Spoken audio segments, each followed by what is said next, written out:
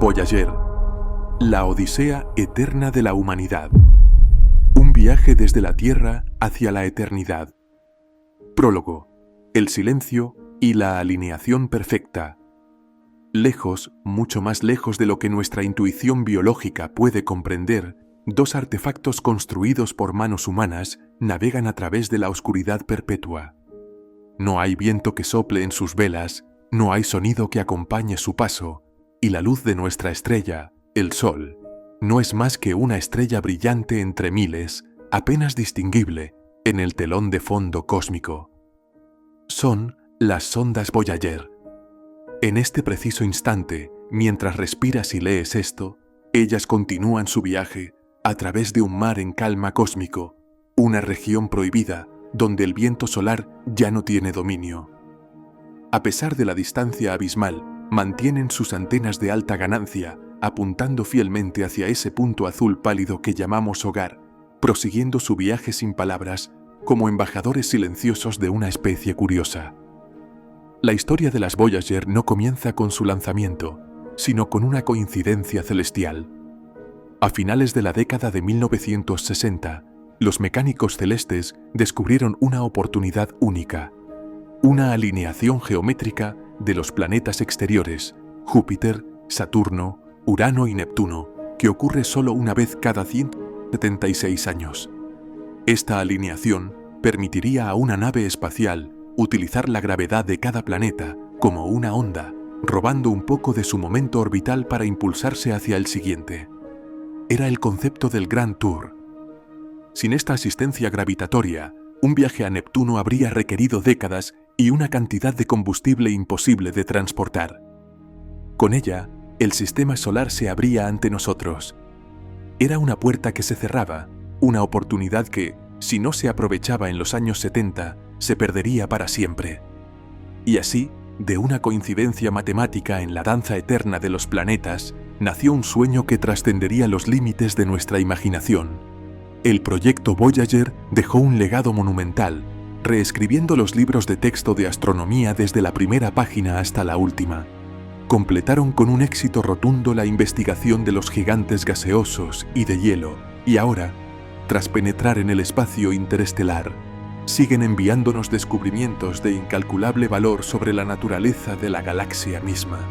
A continuación, desglosaremos esta epopeya, analizando no solo sus descubrimientos, sino el significado profundo de su viaje, acompañados por las imágenes reales que cambiaron nuestra visión del cosmos.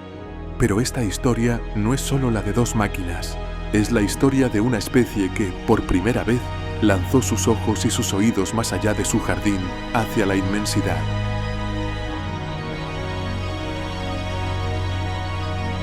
Capítulo 1. La ingeniería de lo imposible. Antes de adentrarnos en los planetas, debemos entender las máquinas. Las dos sondas Voyager, gemelas idénticas, fueron lanzadas en el verano de 1977 desde Cabo Cañaveral, a bordo de los poderosos cohetes Titán Tercerse Centaur. Pero, curiosamente, la Voyager 2 fue lanzada primero, el 20 de agosto, mientras que la Voyager 1 despegó el 5 de septiembre. Esta aparente contradicción se debía a las trayectorias. La Voyager 1 viajaría en una ruta más rápida y directa para alcanzar Júpiter y Saturno antes, mientras que la Voyager 2 conservaría una trayectoria más lenta que le permitiría, si sobrevivía, continuar hacia Urano y Neptuno. El destino, caprichoso, quiso que la segunda en ser lanzada fuera la primera en llegar a su primer destino, y la primera en llegar a la eternidad. Estas naves son maravillas de la ingeniería de los años 70. Con una masa de 825 kilogramos, cada Voyager es del tamaño de un automóvil pequeño, con una antena parabólica de 3,7 metros de diámetro, como su característica más prominente. Su cerebro, un ordenador de a bordo con 69 kilobytes de memoria, miles de veces menor que la de un teléfono móvil moderno, y utilizando grabadoras de cinta magnética de 8 pistas para almacenar datos, fueron diseñadas para ser autónomas. Sabían que, a medida que se alejaran, las señales de radio tardarían horas en ir y volver, haciendo imposible el control en tiempo real. Tenían que ser capaces de detectar fallos y protegerse a sí mismas en la soledad del vacío. Si un sensor detectaba que la nave estaba apuntando lejos del Sol o la Tierra, un software básico pero robusto la reorientaba automáticamente. Su fuente de vida eran 3 generadores termoeléctricos de radioisótopos, RTG, que convertían el calor de la desintegración del plutonio 238 en electricidad, proporcionando unos 470 vatios al inicio, suficiente para alimentar sus instrumentos científicos, computadoras y transmisores.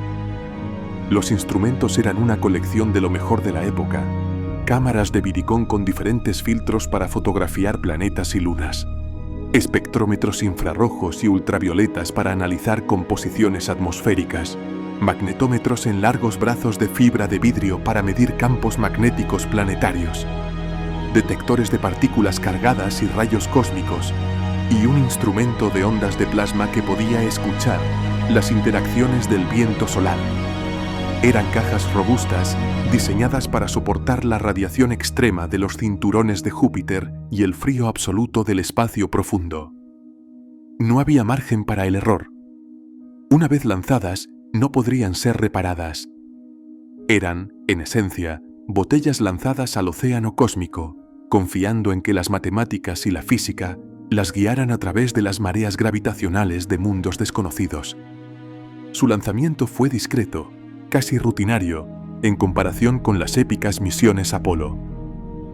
Pero mientras los cohetes Titan Perthee rugían en la noche floridana, cargaban en sus puntas no solo instrumentos científicos, sino algo más: la ambición de tocar lo inalcanzable, de mirar a la cara a los gigantes que solo habíamos visto como puntos de luz en el telescopio. Y así, con un empujón final del cohete Centaur, las 2 Voyager fueron liberadas en trayectorias que las llevarían más lejos que cualquier objeto creado por el ser humano. El viaje de la eternidad había comenzado. Capítulo 2. Júpiter, el rey de las tormentas. La llegada al gigante. Tras un viaje de casi 2 años a través del cinturón de asteroides, la Voyager 1 realizó su máxima aproximación a Júpiter en marzo de 1979, seguida por la Voyager 2 en julio del mismo año. Aunque las naves Pioneer 10 y 11 habían cruzado el cinturón de asteroides y realizado sobrevuelos pioneros a mediados de los 70, sus instrumentos eran primitivos en comparación. Las Voyager llegaban con cámaras de televisión de alta resolución, espectrómetros ultravioletas e infrarrojos y detectores de plasma sofisticados. Lo que encontraron superó cualquier imaginación artística.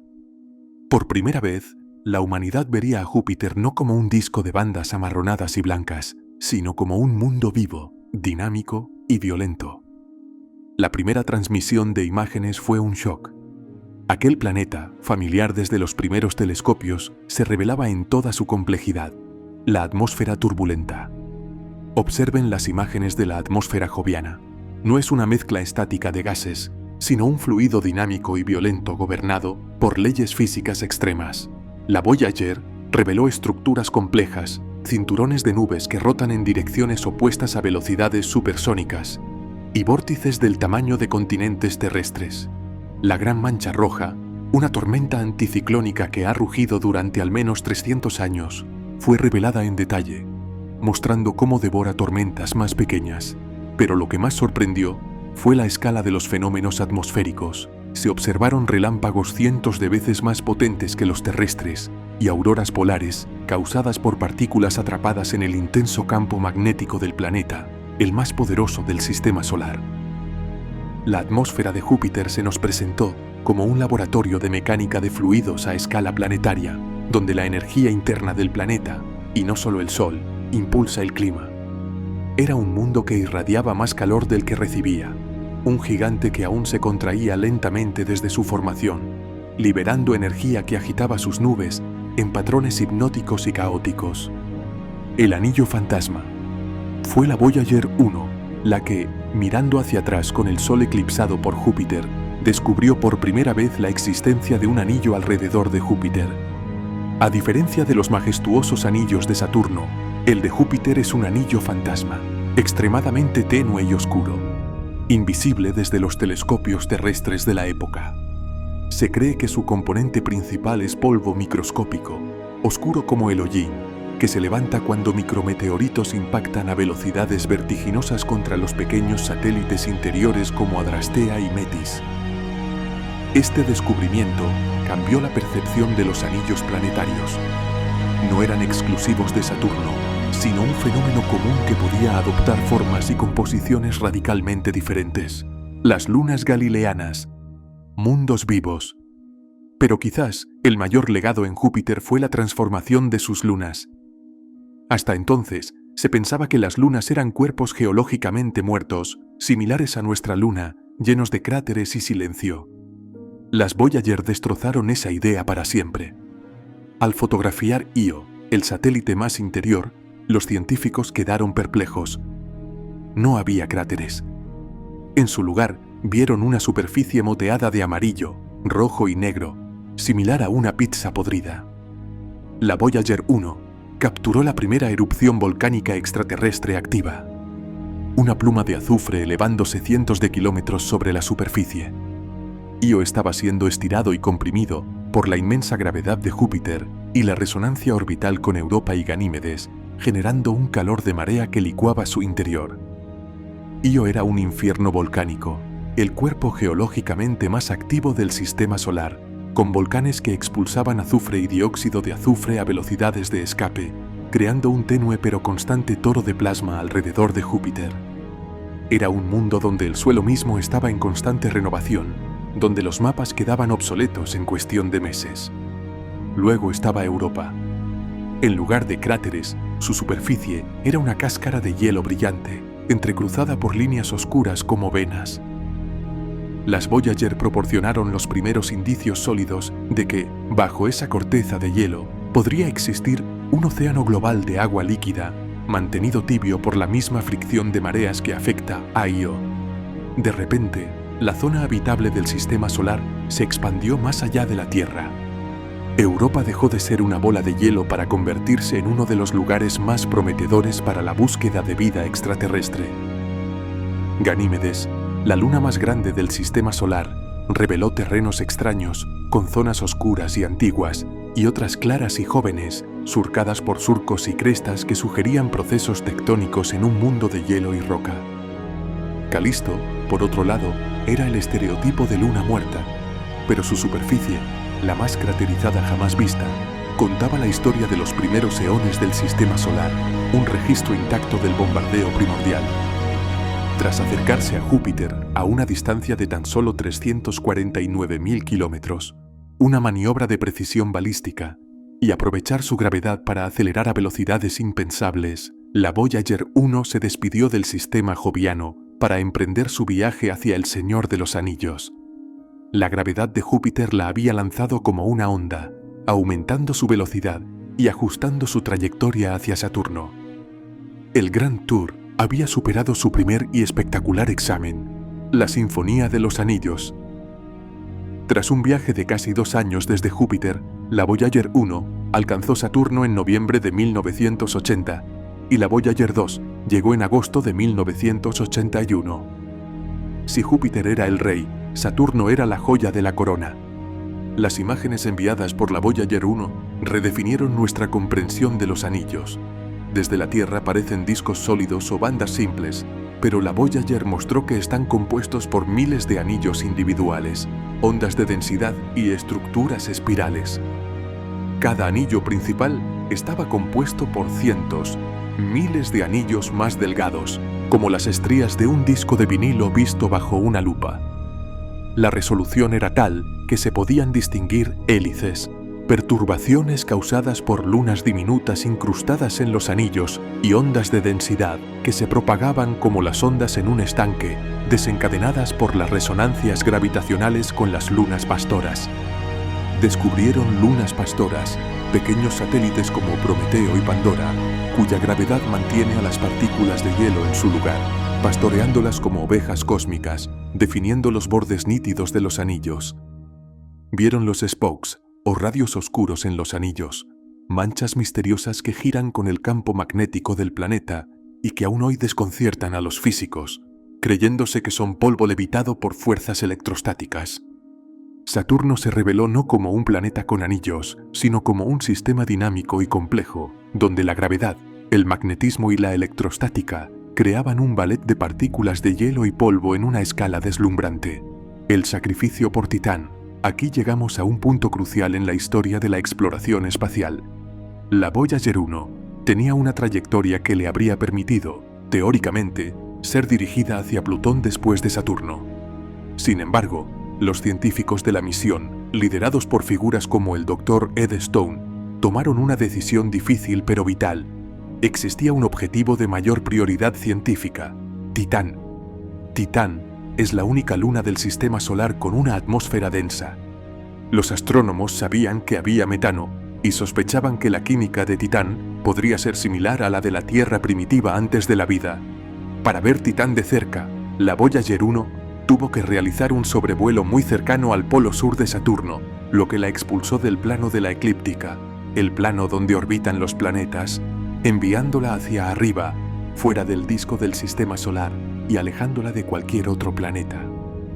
Adiós Plutón, hola Titán. La apuesta valió la pena, aunque fue frustrante visualmente. Las cámaras de la Voyager 1 no pudieron penetrar la densa neblina naranja de Titán. Sin embargo, sus instrumentos de radio y espectrómetros confirmaron lo increíble. Una atmósfera 1,5 veces más densa que la de la Tierra, compuesta principalmente de nitrógeno, y la presencia de hidrocarburos complejos como etano, acetileno y propano. Se confirmó que Titán es un mundo donde podría llover metano y existir lagos de etano, un laboratorio de química prebiótica a 94 grados Kelvin, 179 de Gradaceto. La decisión de sacrificar la trayectoria hacia Plutón para estudiar Titán se justificó plenamente y sentó las bases para la misión Cassini-Huygens, que décadas después aterrizaría en su superficie. El sistema de lunas de Saturno. Mientras tanto, la Voyager 2, llegando un año después, complementó el estudio. Fotografió a Encélado, una pequeña bola de nieve brillante. Aunque la Voyager no vio los géiseres que descubriría la sonda Cassini décadas después, sí notó que su superficie era inusualmente joven y brillante, sugiriendo actividad geológica reciente. También nos mostró a Jápeto, con su misteriosa dicotomía, una cara blanca como la nieve y otra negra como el carbón. La Voyager reveló que el lado oscuro estaba cubierto por un material orgánico oscuro, posiblemente procedente de la luna Febe o de la sublimación de hielo sucio. Mimas, con su cráter Herschel, que le da el aspecto de la estrella de la muerte, mostró el poder destructivo de los impactos en mundos helados. Con la misión en Saturno completa, la Voyager 1, tras su encuentro con Titán, se dirigió inexorablemente hacia la oscuridad interestelar, alejándose del plano planetario. Pero la Voyager 2, aún en el plano de los planetas y en buena salud, recibió luz verde para continuar hacia Urano y Neptuno. El Grand Tour, ese sueño nacido de una alineación celestial, seguía vivo en una sola nave, un mundo sin rostro. La Voyager 2 viajó en soledad durante 5 largos años a través del vacío entre Saturno y Urano. Este fue un viaje de fe y precisión. Urano está tan lejos que la luz del Sol es 400 veces más débil que en la Tierra, y las señales de radio tardaban más de 2 horas y media en llegar a la Tierra. Esto obligó a los ingenieros a reprogramar las cámaras para realizar exposiciones largas, lo que a su vez requería que la nave girara sobre sí misma para compensar su movimiento a miles de kilómetros por hora y evitar que las fotos salieran borrosas. Fue una hazaña de panning fotográfico a escala cósmica, un ballet de software y mecánica ejecutado a 3.000 millones de kilómetros de distancia. Finalmente, el 24 de enero de 1986, la Voyager 2 realizó su máxima aproximación a Urano. El planeta se presentó como una bola azul cian, tranquila y casi sin rasgos distintivos en luz visible. La ausencia de bandas nubosas prominentes lo hacía parecer un mundo aburrido, una canica perfecta. Pero los datos invisibles eran fascinantes. Urano rota de lado, con su eje inclinado casi 98 grados, rodando sobre su órbita como una pelota en lugar de girar como un trompo. Esta inclinación extrema, posiblemente resultado de un colosal impacto en los albores del sistema solar, le da a Urano estaciones extremas. Durante 42 años terrestres, un polo está en constante luz solar, mientras el otro yace en oscuridad perpetua. La Voyager descubrió que su campo magnético no solo está desplazado del centro del planeta, sino que está inclinado 60 grados respecto al eje de rotación, creando una magnetosfera caótica que se abre y cierra como un interruptor de luz con cada rotación diaria. Este campo magnético, generado en capas profundas de agua, amoníaco y metano ionizados, un océano de agua electrificada, era una rareza que desafiaba los modelos de dinamos planetarios. El caos de Miranda. Pero el mayor shock de Urano fue su luna, Miranda. Se esperaba un cuerpo helado y aburrido, un trozo de roca y hielo sin historia. En cambio, la Voyager 2 envió imágenes de un monstruo de Frankenstein geológico. Miranda parece haber sido rota en pedazos y vuelta a ensamblar de manera desordenada. Posee el acantilado más alto del sistema solar, Verona Rupes, de 20 kilómetros de caída vertical. Si saltaras desde allí, dada la baja gravedad, tardarías más de 8 minutos en llegar al fondo. La superficie de Miranda sugiere un pasado violento de impactos catastróficos y fuerzas de marea extremas que la fracturaron repetidamente, permitiendo que materiales del interior más cálido brotaran a la superficie en un revoltijo de terrenos caóticos, cráteres antiguos junto a crestas jóvenes, valles profundos junto a mesetas elevadas. Miranda se convirtió en un rompecabezas geológico.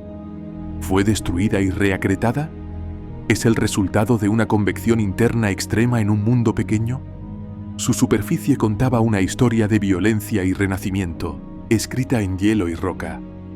Hasta el día de hoy, la Voyager 2 sigue siendo la única nave que ha visitado Urano. Todo lo que sabemos de cerca sobre este gigante de hielo y sus lunas proviene de esas pocas y preciosas horas de enero de 1986, cuando una máquina solitaria de la Tierra se asomó a un mundo de lado y nos mostró que incluso los planetas más calmados en apariencia esconden secretos tumultuosos, matemáticas y belleza. Tras Urano, otros 3 años y medio de viaje solitario. El 25 de agosto de 1989, la Voyager 2 llegó a su destino final planetario, Neptuno. Era el último mundo que tocaría, la última frontera del Grand Tour. A diferencia de la calma visual de Urano, Neptuno se reveló como un mundo de un azul profundo y vibrante, azotado por los vientos más feroces del sistema solar. El metano en su atmósfera absorbe la luz roja, dando al planeta su característico color azul, pero la intensidad de ese azul y la actividad atmosférica fueron una sorpresa total. La Voyager 2 descubrió la Gran Mancha Oscura, una tormenta anticiclónica del tamaño de la Tierra, similar a la Gran Mancha Roja de Júpiter, pero más dinámica y efímera. Desaparecería años después, observada por el Hubble. Pero lo más sorprendente era la velocidad del viento. En las capas altas de la atmósfera de Neptuno, los vientos soplan a más de 2000 kilómetros por hora, rompiendo la barrera del sonido varias veces. ¿Cómo puede un planeta tan alejado del Sol, recibiendo tan poca energía térmica, tener vientos tan potentes? La respuesta parece residir en su calor interno. Neptuno irradia 2,6 veces más energía de la que recibe del Sol, y esa fuente de calor interna, quizás procedente de la contracción gravitacional o de la diferenciación de materiales densos en su interior, agita la atmósfera con una violencia inaudita. Neptuno demostró que los mundos lejanos no son inertes, tienen una vida interna que se manifiesta en fenómenos atmosféricos de escala descomunal. Tritón, el rey del cinturón de Kuiper. La despedida final del sistema planetario fue el sobrevuelo de Tritón, la luna más grande de Neptuno. Tritón es una rareza. Orbita en dirección retrógrada, opuesta a la rotación del planeta, lo que indica que no se formó allí, sino que fue un objeto del cinturón de Kuiper, capturado por la gravedad de Neptuno hace miles de millones de años. Es, en esencia, un hermano perdido de Plutón, un mundo de hielo que terminó esclavizado por un gigante. La Voyager 2 detectó algo asombroso en este mundo a 235 grados Celsius, géiseres activos. Chorros de gas nitrógeno y polvo oscuro estallaban desde la superficie helada. elevándose 8 kilómetros antes de ser arrastrados por los tenues vientos de la atmósfera de Plutón. Estos géiseres eran impulsados por el débil calor del Sol, que calentaba material oscuro bajo la superficie de hielo de nitrógeno, provocando la sublimación y la eyección. Era la prueba definitiva de que incluso en los confines más fríos del sistema solar, la geología activa es posible. Tritón mostró la superficie joven, con pocos cráteres, una corteza de nitrógeno y metano congelados y un color rosado en zonas, probablemente por la transformación del metano en tolinas por la radiación solar. Era un mundo extraño y activo, un digno broche final a la odisea planetaria. Tras este encuentro, la gravedad de Neptuno curvó la trayectoria de la Voyager 2 hacia el sur, enviándola por debajo del plano de la eclíptica. La fase de exploración planetaria había terminado. Habían visitado 4 planetas, 48 lunas, y descubierto anillos, campos magnéticos extraños, volcanes de azufre, océanos ocultos y géiseres de nitrógeno. Pero el viaje no terminaba ahí. De hecho, estaba a punto de comenzar su fase más profunda y filosófica, la travesía interestelar.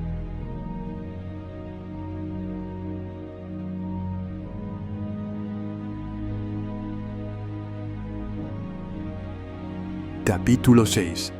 La misión interestelar BIM. Tras dejar Neptuno, la fase planetaria terminó. Comenzaba oficialmente la misión interestelar Voyager, BIM. Las sondas, ahora veteranas de 12 años de viaje, se adentraron en la oscuridad, buscando el borde de nuestra burbuja cósmica. Sus instrumentos planetarios fueron apagando uno a uno para ahorrar energía, pero los instrumentos para medir campos, partículas y plasma permanecieron activos. Su nuevo objetivo era cartografiar la frontera entre el reino del Sol y el espacio galáctico, la anatomía de la heliosfera. Para entender este viaje, debemos visualizar la heliosfera. El Sol no solo emite luz, sino también un flujo constante de partículas cargadas, plasma llamado viento solar. Este viento, que viaja a velocidades supersónicas entre 300 y 800 km/s, crea una inmensa burbuja magnética en el medio interestelar que nos protege de la radiación cósmica galáctica de alta energía. Pero esta burbuja no es infinita. Tiene un límite donde la presión del viento solar se equilibra con la presión del gas, el polvo y los campos magnéticos del medio interestelar. Primero, las sondas cruzaron el choque de terminación, Termination Shock, donde el viento solar, que viaja a velocidades supersónicas, choca contra la presión del gas interestelar y se frena abruptamente por debajo de la velocidad del sonido, calentándose y comprimiéndose. La Voyager 1 cruzó esta frontera en diciembre de 2004, a unas 94 UA del Sol. 1 UA es la distancia Tierra-Sol. La Voyager 2 la cruzó en agosto de 2007, a unas 84 UA, confirmando que la heliosfera no es simétrica, sino achatada en el hemisferio sur. Luego, navegaron a través de la heliofunda, Helios-Heat, una región turbulenta y gruesa donde el viento solar, ya subsónico, se mezcla, se calienta y se desvía, fluyendo hacia la cona de la heliosfera. Esta región resultó ser mucho más compleja y dinámica de lo esperado, con burbujas magnéticas gigantes, como espuma magnética, creadas por la reconexión de líneas del campo magnético solar. Finalmente, está el premio mayor, la heliopausa, el límite definitivo. El punto donde la presión del viento solar ya no es suficiente para empujar contra el medio interestelar. Cruzar esta línea significa salir de la zona de influencia magnética y de partículas del Sol. Significa salir de casa. El cruce histórico, la Voyager 1, cruzó esta frontera histórica el 25 de agosto de 2012, a unas 121 UA del Sol. Fue un momento de debate científico intenso. No hubo un cartel de «Usted está saliendo del sistema solar». Los científicos tuvieron que buscar pruebas sutiles en los datos de partículas y campos.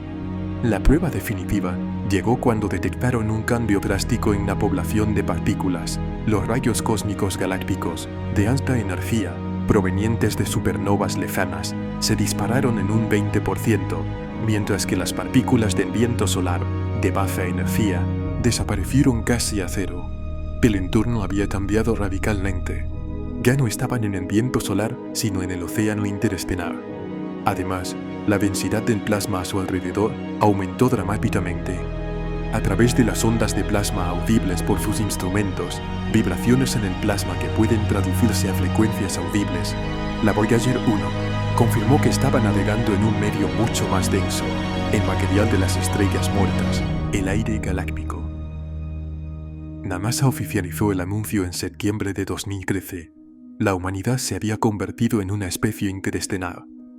Una creación nuestra, cargada con tecnología de los años 70, había tocado el espacio entre las estrellas. La Voyager 2, viajando más despacio y en otra dirección, cruzó la heliopausa el 5 de noviembre de 2018, a unas 119 UA. Sus datos confirmaron los de su gemela, pero también revelaron diferencias cruciales. La heliopausa era más delgada y suave en su punto de cruce, y el campo magnético interestelar parecía estar más alineado con el solar. Esto confirmó que la heliosfera no es estática ni simétrica. Respira, se expande y se contrae con el ciclo solar de 11 años, y su forma está moldeada por la presión y dirección del medio interestelar local. Por primera vez, teníamos 2 puntos de datos para entender la forma de nuestra burbuja cósmica. Capítulo 7. La física de la frontera y el muro de fuego. Una pared de plasma. En este nuevo entorno, las Voyager han realizado descubrimientos que desafían la intuición. Uno de los más sonados en la prensa popular fue el concepto del muro de fuego. Al salir de la heliopausa, la Voyager 2 detectó temperaturas de plasma de entre 30.000 y 50.000 grados Kelvin. Esto suena aterrador, como si la nave debiera fundirse instantáneamente. Sin embargo, en astrofísica, temperatura y calor no son lo mismo. La temperatura es una medida de la velocidad promedio a la que se mueven las partículas, su energía cinética. Sí, las partículas allá afuera se mueven rapidísimo, alta temperatura, pero la densidad es increíblemente baja. Hay tan pocas partículas por metro cúbico, aproximadamente 0,002 electrones por cm3, unas 80 veces más denso que dentro de la heliosfera, pero aún un vacío casi perfecto comparado con el aire terrestre, que la transferencia de calor es insignificante. Es como meter la mano en un horno a 200 grados, te quemas porque el aire es denso, frente a meter la mano en un vacío donde pasa una molécula supercaliente cada hora. La nave no se derrite. De hecho, su temperatura interna está determinada casi exclusivamente por el calor de sus RPC y el balance radiativo con el fondo cósmico de 2,7 Kelvin. Pero científicamente, están navegando a través de una nube de plasma extremadamente caliente que se acumula contra la heliosfera, comprimida y calentada por el movimiento del Sol a través de la galaxia. La forma de la burbuja. Gracias a los datos puntuales de las Voyager combinados con misiones como IBEX, que mapea la heliosfera desde la Tierra detectando átomos neutros energéticos, ahora sabemos que nuestra burbuja protectora no es una esfera perfecta. Tiene forma de bala o quizás de croissant deformado, achatada en la parte frontal, por donde el Sol avanza a través de la galaxia a unos 25 kilómetros, y con una larga cola espirada hacia atrás, como la estela de un barco. Las Voyager, al salir en direcciones diferentes, la B1 hacia el norte, la B2 hacia el sur, nos han dado 2 puntos de penetración que, combinados con datos indirectos, permiten modelar esta forma tridimensional. Hemos aprendido que nuestro hogar no es una esfera estática, sino una estructura dinámica que interactúa con el medio galáctico, protegiéndonos de una parte de la radiación cósmica, pero no de toda. Las Voyager nos han enseñado la forma de nuestro propio hogar desde fuera, algo que ningún telescopio podría hacer. Capítulo 8. El declive de los héroes, la vejez de las máquinas. Hoy, más de 45 años después del lanzamiento, las Voyager están cansadas. Funcionan con generadores termoeléctricos de radioisótopos, RTC, que utilizan el calor de la desintegración de esferas de plutonio 238 para generar electricidad. Pero la física es implacable, el plutonio se agota y los termopares se degradan. Las naves pierden unos 4 vatios de potencia cada año. En el lanzamiento, cada RTC producía unos 470 vatios. Hoy, producen menos de la mitad. Esto ha obligado a la NASA a tomar decisiones desgarradoras. Han tenido que apagar calentadores, permitiendo que los instrumentos se enfríen a temperaturas para las que no fueron diseñados, algunos por debajo de 79 clase. Han apagado cámaras y sistemas de detección planetaria. Las cámaras de la Voyager 1 se apagaron en 1990 tras tomar el Pale Blue Dot. Todo para mantener vivo el corazón. El transmisor de radio de 23 vatios te emite una señal con la potencia de una bombilla de nevera, pero que la inmensa antena del Deep Space Network puede captar, y los instrumentos de campos y partículas, PLS, CRS, MG, PWS, que siguen enviando datos únicos del medio interestelar. Incidentes y resurrecciones. La vejez trae achaques. Los sistemas tienen fallos.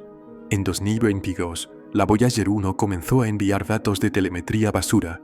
Se había confundido y estaba enviando datos a través de un ordenador muerto hace décadas. Los ingenieros lo arreglaron enviando comandos para resetear el sistema. En noviembre de 2023, un chip de memoria falló y la nave dejó de enviar datos científicos legibles durante meses. Parecía el final. La señal llegaba, pero era un galimatías.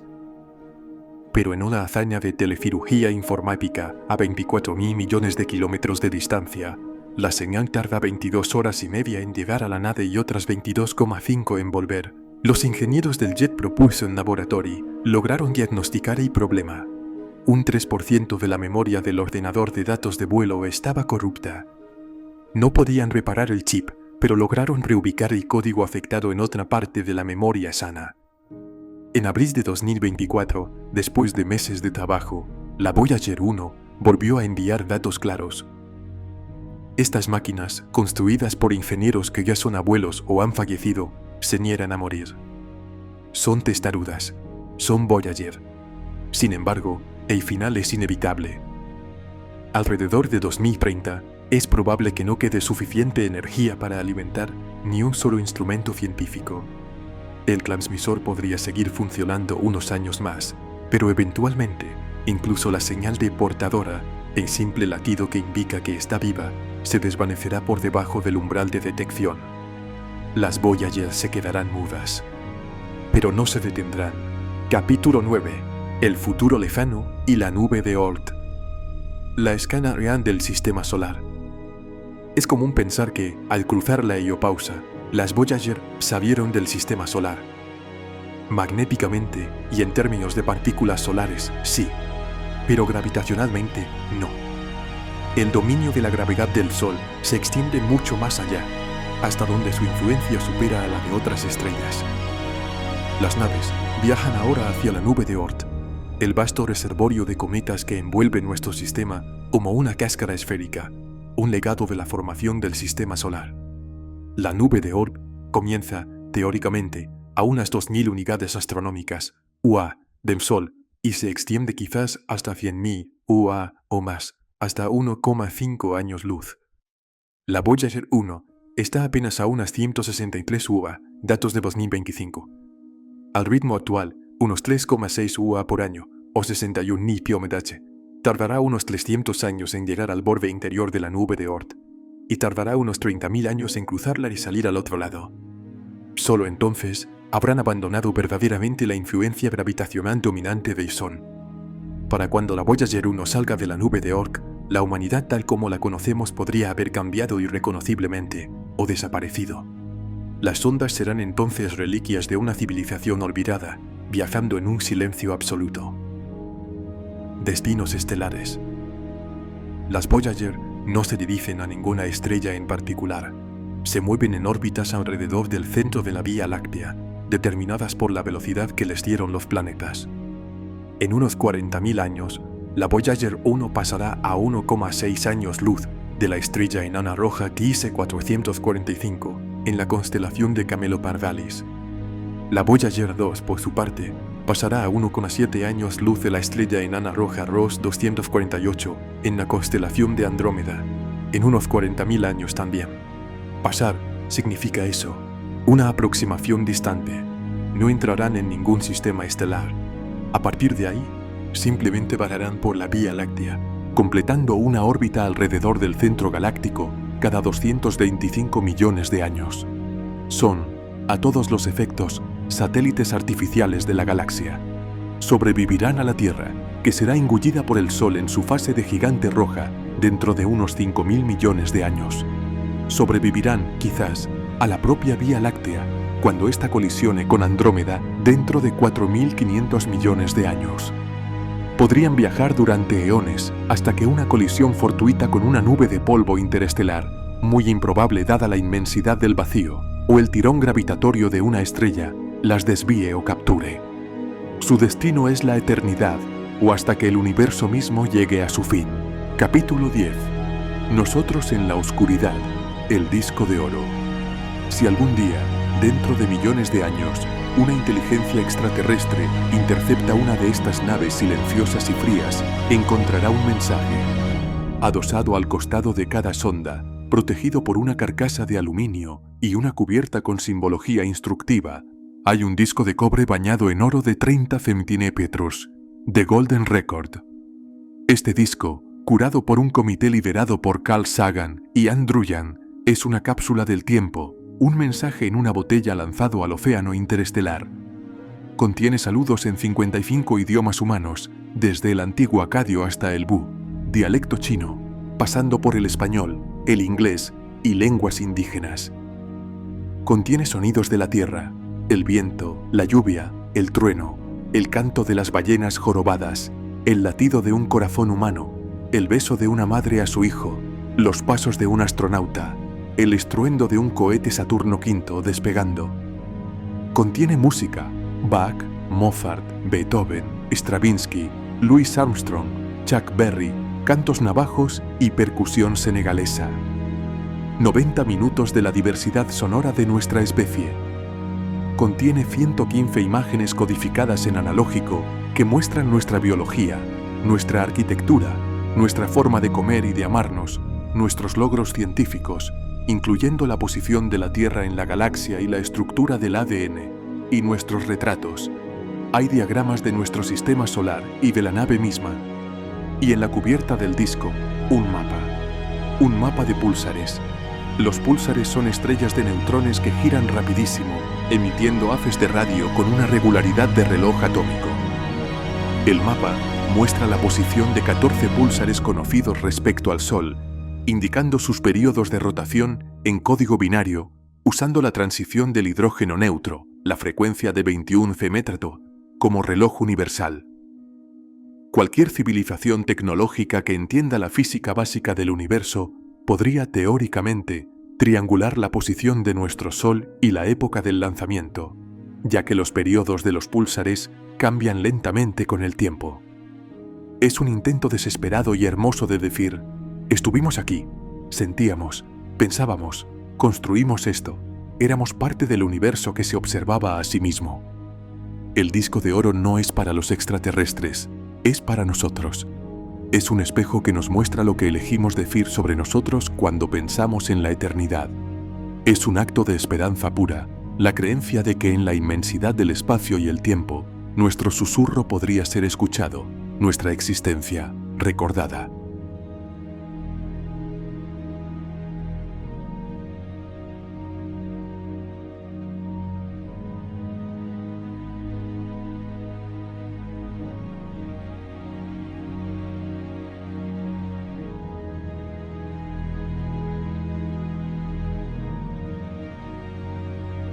El legado final de las Voyager no es solo científico, sino espiritual. El 14 de febrero de 1990, a petición de Carl Sagan, la Voyager 1, ya a más de 6.000 millones de kilómetros del Sol y camino a la oscuridad, giró sus cámaras, ya casi obsoletas, hacia atrás por última vez antes de apagarlas para ahorrar energía. Tomó un mosaico de 60 fotos de los planetas del Sistema Solar.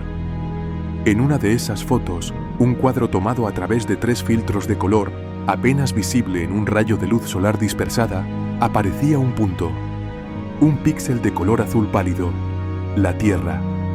Esa imagen, el Pale Blue Dot, nos dio la perspectiva más humilde y poderosa de nuestra historia.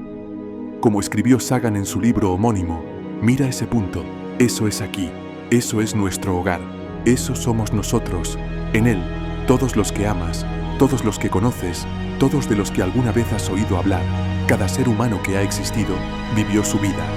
La suma de nuestra alegría y sufrimiento, miles de religiones, ideologías y doctrinas económicas seguras de sí mismas, cada cazador y recolector, cada héroe y cobarde, cada creador y destructor de civilización, cada rey y campesino, cada joven pareja enamorada, cada madre y padre, niño esperanzado, inventor y explorador, cada profesor de moral, cada político corrupto, cada superestrella, cada líder supremo, cada santo y pecador en la historia de nuestra especie, vivió ahí, en una mota de polvo suspendida en un rayo de sol.